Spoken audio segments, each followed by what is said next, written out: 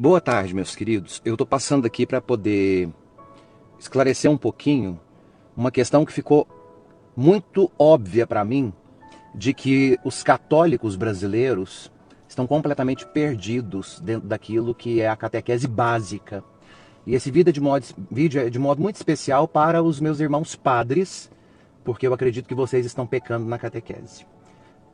Eu postei um vídeo explicando a diferença entre o respeito e o amor pela religião judaica que nós devemos ter em virtude de sermos descendentes desta aliança judaica, porém, dizendo e deixando claro que nós não somos judeus.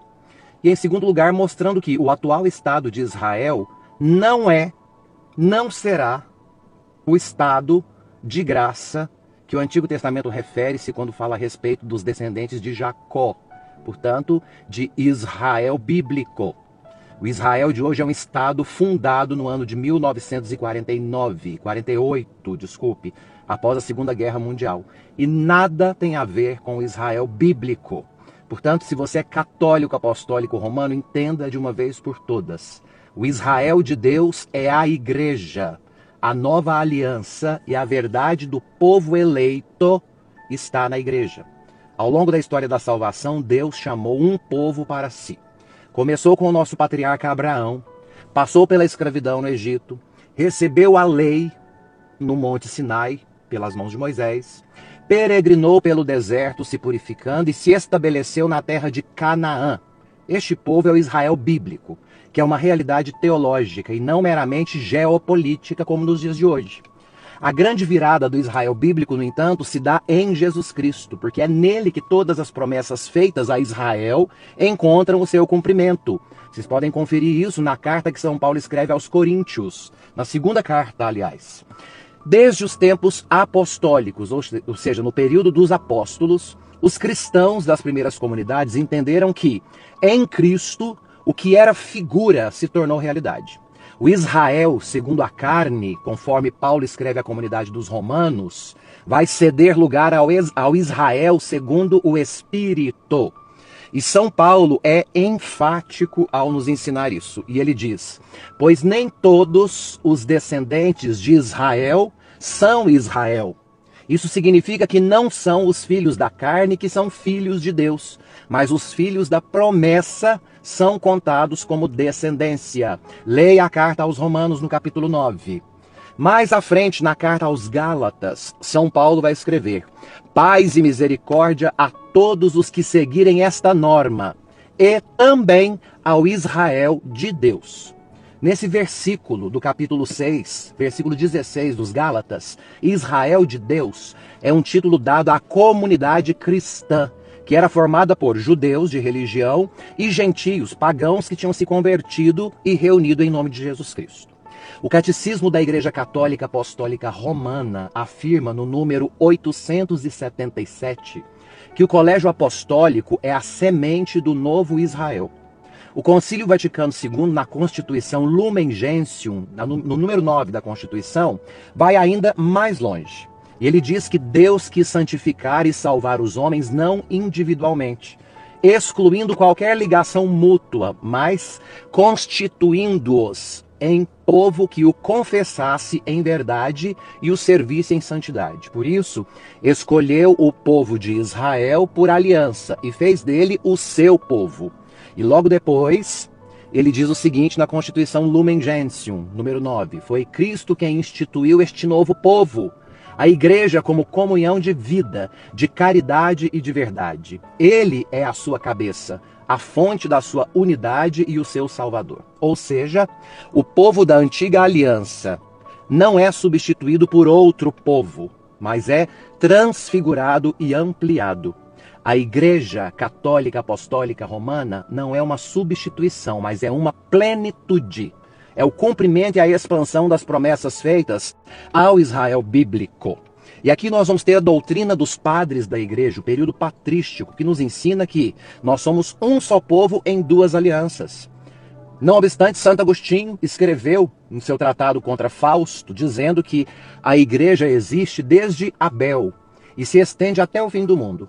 Os justos da antiga aliança pertencem à mesma cidade de Deus que os justos da nova aliança. Ou seja, A verdadeira linhagem de Israel é feita não pelo sangue, mas pela fé, pelo batismo. A igreja é a continuação orgânica da história da salvação, o corpo místico de Cristo. Confira isso na primeira carta de São Paulo aos Coríntios, no capítulo 12. Mas então nós nos perguntamos, e o Estado de Israel de hoje? O Estado de Israel, fundado no ano de 1948, depois da Segunda Guerra Mundial, é uma entidade geopolítica. Foi criada por meio de resoluções da ONU, das Nações Unidas. E conflitos territoriais levaram à criação deste território. Portanto, ele não possui nenhuma continuidade sacramental, escatológica ou espiritual com o Israel bíblico, a não ser no sentido étnico e cultural. É grave, portanto, a confusão feita por muitos, principalmente católicos, que associam o atual governo israelense a uma suposta missão divina ou cumprimento profético. A teologia católica jamais reconheceu o Estado de Israel moderno como o povo eleito. O Papa Bento XVI foi muito claro quando ele escreveu a sua obra Jesus de Nazaré, dividida em 3 partes. Ele vai dizer o seguinte: Jesus não vem restaurar o reino político de Israel. Ele veio para reunir o novo Israel, que é a comunidade universal dos que creem no Cristo. E aqui nós temos que ter um cuidado gigantesco, porque existe um perigo deste sionismo cristão. Sionismo vem de Sião, que é um nome dado a Jerusalém. Muitos grupos católicos, extremos fundamentalistas que não estudam e evangélicos também, promovem a ideia de que apoiar politicamente o Estado de Israel de hoje seria uma exigência bíblica. Isso é um erro teológico, pastoral e social. Confunde o reino de Deus com o reino dos homens e transforma o evangelho em ideologia nacionalista. A Igreja Católica, ao contrário, sempre distinguiu o respeito ao povo judeu enquanto religião. É só a gente conferir o documento Nostra Aetate, no número 4. É importante que nós tenhamos essa consciência. Distinguir o respeito ao povo judeu enquanto religião do discernimento crítico sobre qualquer forma de dominação política ou violência cometida em nome de Deus. Agora, é importantíssimo ter essa clareza. O verdadeiro Israel, à luz do Novo Testamento e da tradição da igreja, é a Igreja de Cristo, formada por todos aqueles que são batizados e creem no Cristo. Daqueles que creram, creem e ainda vão crer no Filho de Deus.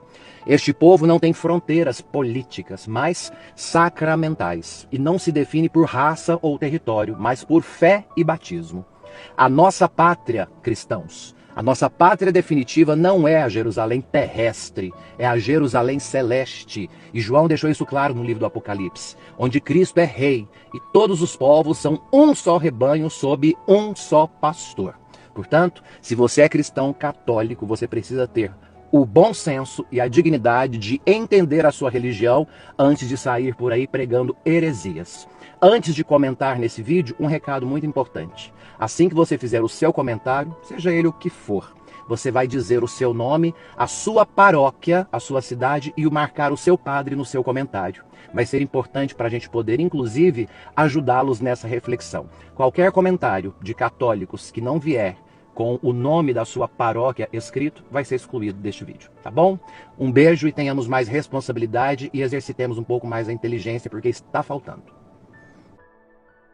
Meus queridos, quero lembrar a todos que está à disposição de vocês na nossa plataforma digital o nosso curso Decodificando o Apocalipse. Para você que tem curiosidade para entender aquela linguagem, para entender os símbolos, os números, nós trazemos para você agora um material maravilhoso explicando tudo aquilo que hoje gera muita dúvida, muita incerteza. Então venha participar conosco dessa turma de mais de 4.000 alunos que já estão decodificando o Apocalipse e já conseguem ter uma leitura muito mais ampla e muito mais concreta deste livro tão intrigante e ao mesmo tempo tão maravilhoso. Eu espero por vocês.